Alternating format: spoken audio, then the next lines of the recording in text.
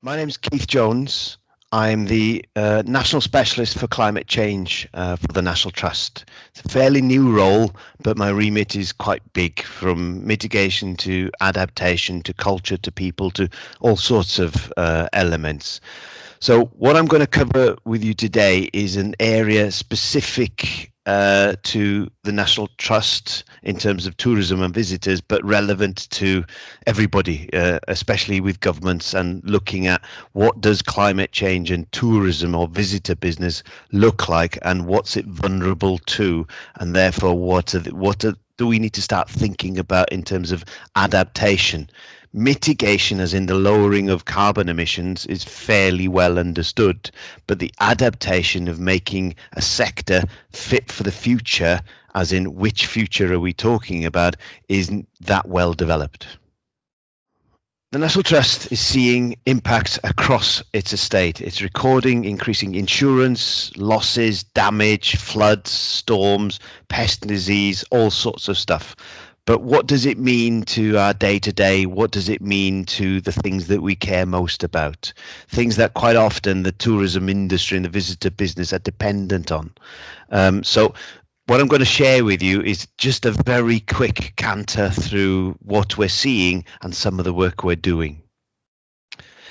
So we've commissioned a piece of work with Oxford University looking at what visitors do when the temperature gets hot. And it became very obvious very quickly that they don't want to go indoors when the temperature goes over 28 degrees. But the Climate Change Committee and the Met Office data showing that the equivalent 2018 summer will happen every other year. What does that mean to a tourism business or the entire tourism sector?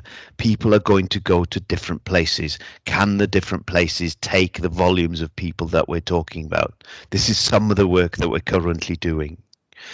But as you see from this image, you can see that it is getting hotter. I think 2020 is looking like the hottest year ever. We've seen a whole litany of biggest, most extreme in the last 12 to 24 months. So things are getting different. We're having to look at what we assumed was going to be a normal summer or a normal winter. It's going to be different. This is Ham House in just outside of Richmond upon Thames.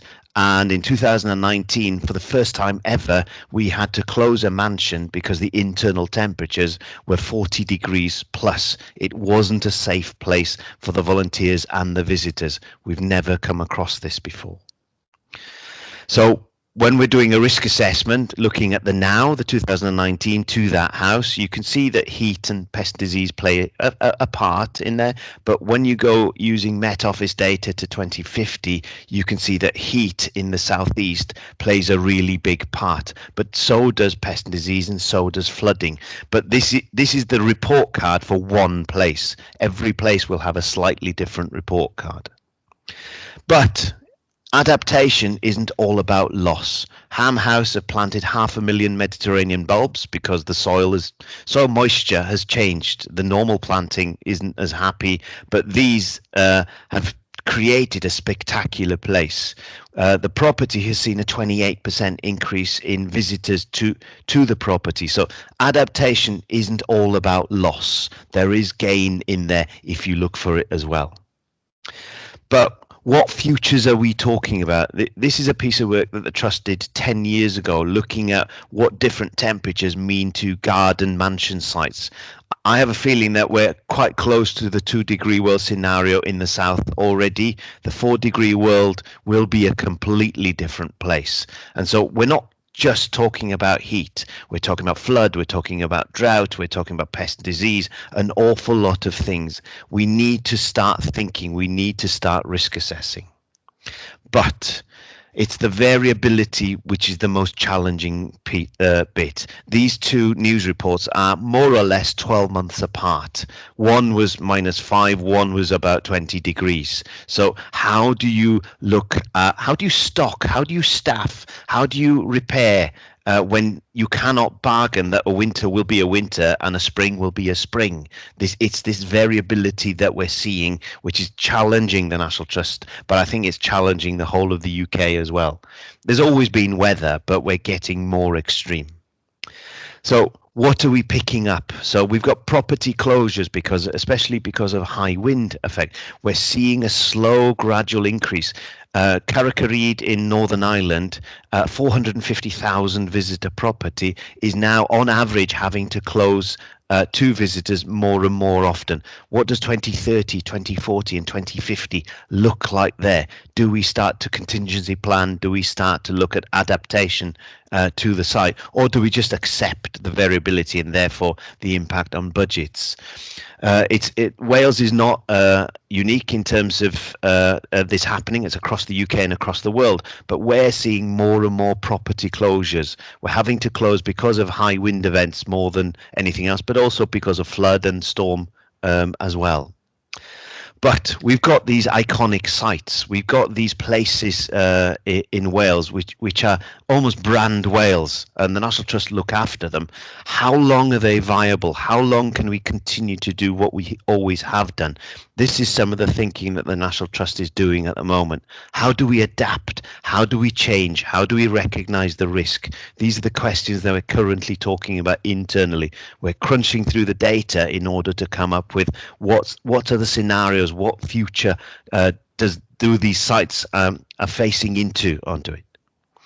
But some sites we know we're talking about loss. This is Mullion Harbour down in the south of England. We are facing increasing insurance claims. We're facing more and more claims. But what you have to remember is this harbour, the picture on the right hand side is a photo montage. The harbour is still there. It's the backcloth to the community. It's the backcloth to the tourism business.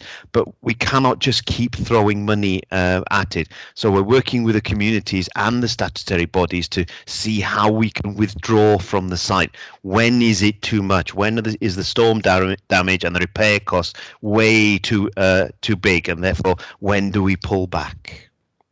But it's not just about the physical impact, it's people. So we're talking with an awful lot of our supporters, almost 6 million supporters. We're talking to the volunteers and the general population. What is the role of the National Trust in this sphere? Do we have a role? We are the backcloth to 30 million paid visits to National Trust properties. But to me, of more importance are the 200 million people who use our sites.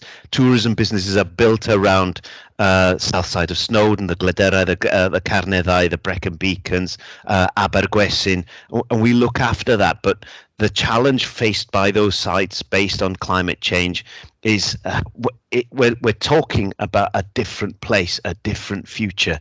What does that mean to the tourism businesses? What does it mean to the communities? This is some of the work that we're currently doing.